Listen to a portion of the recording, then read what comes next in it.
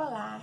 Estamos começando agora a segunda lição do segundo trimestre, que tem como título a universalidade da obra de Cristo.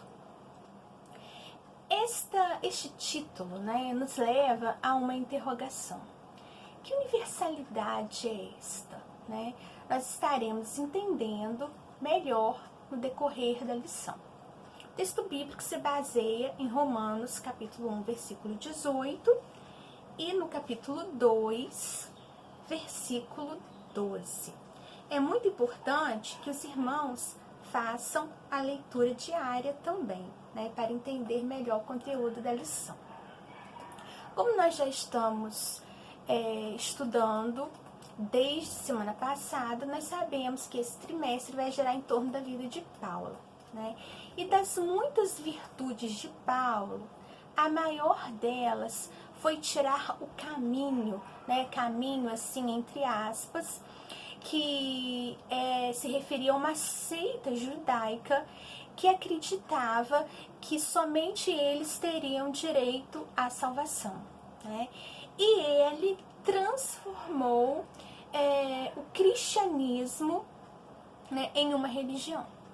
É claro que o mérito é sempre de Deus, mas Deus escolheu Paulo, para mostrar a todos que Jesus veio para salvar não somente os judeus, mas todos que o aceitarem de verdade, de coração e tiverem uma transformação de vida.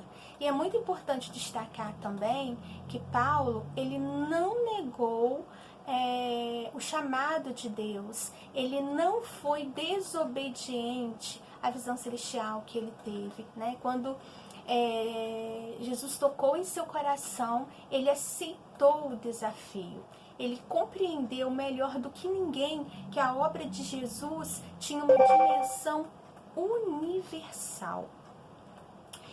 O fato dele ter sido fariseu torna essa questão mais impactante ainda.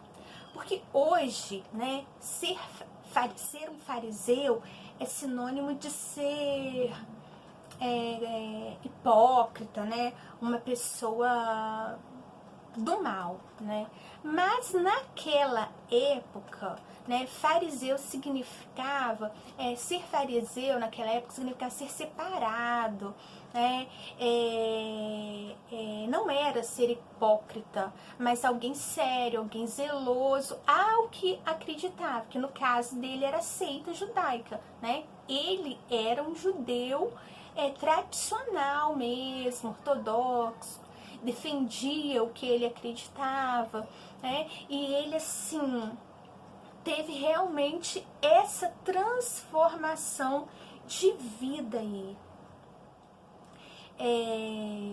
Ele compreendeu o chamado de Jesus, desde o início.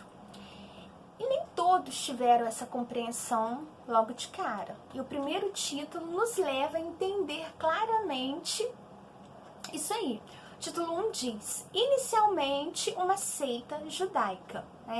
O autor destaca logo no início as seguintes palavras bíblicas.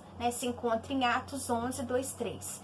E quando Pedro subiu a Jerusalém, disputavam com ele os que eram da circuncisão, dizendo, entraste em casa de homens incircuncisos e comeste com eles. Naquela época, eles achavam que os judeus não deveriam se misturar com os gentios. Mas Paulo demonstrou exatamente o contrário. Ele defendia a ideia de que tanto os judeus quanto os gentios deveriam e poderiam ser salvos se acreditassem em Jesus como seu Salvador. Então, eles chegaram à seguinte conclusão. Ok, então, os gentios poderão se salvar, mas eles terão que ser circuncidados e seguir a nossa religião, a nossa seita judaica. Enfim, eles queriam transformar os gentios em judeus. E os judeus não acreditavam que Jesus tinha vindo. Então, o evangelho de Paulo seria em vão. E essa não era a ideia. Então, Paulo, ele lutou pela universalização da obra de Cristo. E o segundo tópico fala exatamente sobre isso, né? Que o evangelho, ele é para todos, não para um grupo seleto de pessoas, né? Não para uma seita específica. Tiago, Pedro, João, eles eram líderes religiosos, né? Líderes das igrejas, e eles reconheceram Paulo como um missionário destinado a pregar a palavra aos gentios. E Paulo também, em vários momentos, ele se intitulou como um missionário, né? Ele cumpriu realmente o chamado de Deus. A mensagem de Paulo, ela é muito clara para todos nós, tanto para os judeus quanto para os gentios, né? Todos, judeus, gentios, são pecadores e precisam do mesmo Salvador, que é Jesus, né? Todos nós somos pecadores e precisamos de Jesus. A palavra do Senhor nos diz, o salário do pecado é a morte, mas o dom gratuito de Deus é a vida eterna em Cristo Jesus. É desejo divino que todos os homens sejam salvos. Isto é a universalidade da obra de Deus, né? Que é lá o título da nossa lição. Ele é um Salvador possível. Se atentem a esta palavra, né? Ele, Jesus, é um Salvador possível para todos os homens. Mas isso não quer dizer que todos podem ser salvos.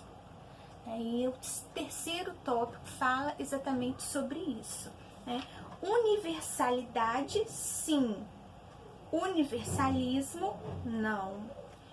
Ele, né, Jesus, é o Salvador possível para todos os homens, repetindo, mas isso não significa que todos serão salvos. A palavra de Deus nos deixa isso assim muito claro. Os homens, eles precisam aceitar a Jesus Cristo de todo o seu coração. Eles precisam abrir a porta do seu coração e se colocar sobre o cuidado de Cristo e seguir a palavra de Deus, os ensinamentos de Cristo. Só assim ele será salvo. Marcos 16 nos diz: quem crer e for batizado será salvo, mas quem não crer será condenado. Não basta ser apenas batizado, é necessário crer em Jesus, viver os seus ensinamentos. No dia do juízo final, infelizmente, nem todos que dizem Senhor, Senhor serão salvos, né? É necessário uma conversão verdadeira. E agora nós vamos para a parte final, que é o pensar e o agir. O autor, ele nos deixou aqui esse pensar e agir de uma forma muito clara. Não tem nem muito o que falar, né? Então, assim, o primeiro ponto que ele destaca é o seguinte: o Evangelho acabou com as barreiras humanas, declarando que todos são iguais, tanto como pecadores, como objeto da graça de Deus.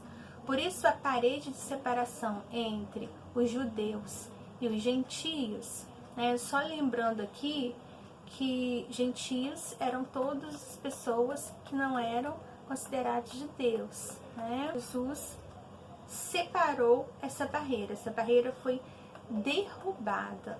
Não há mérito e ninguém é melhor que ninguém. A salvação é obra da graça de Deus, né, da graça de Jesus que morreu na cruz para nos salvar. A universalidade do Evangelho significa que só há salvação pela graça e por meio da fé. Ninguém pode ser salvo a não ser através de Cristo. A Igreja de Jesus precisa de visão evangelística e missionária. Ninguém é salvo por ser bom. Não basta ser bom. Somente seremos salvos por meio, através de Jesus. O destino eterno de bilhões de pessoas está nas mãos da Igreja. Está nas minhas e nas suas mãos. Por isso que é tão importante a Igreja ter uma visão missionária, investir em missões, ajudar os missionários que vão para os campos, deixam as suas famílias, e também ser um pequeno missionário dentro da sua comunidade, dentro do seu lar. Devemos fazer a nossa parte. E o último tópico aqui diz: precisamos lembrar que o tema central da pregação da Igreja é Cristo e Cristo crucificado. Há muita pregação sociológica, de conceitos humanos, igrejas muito preocupadas com a sua filosofia eclesiástica, em fidelizar clientes. Eles estão mais preocupados em fidelizar clientes do que em anunciar que só Jesus Cristo salva. Precisamos evangelizar, pregar mensagens evangelísticas, realizar série de conferências, distribuir folhetos, falar de Jesus ao mundo. Nunca nos esqueçamos que só Jesus Cristo salva. Então nós vamos parando por aqui e que o nosso Deus esclareça melhor em cada coração. Forte abraço.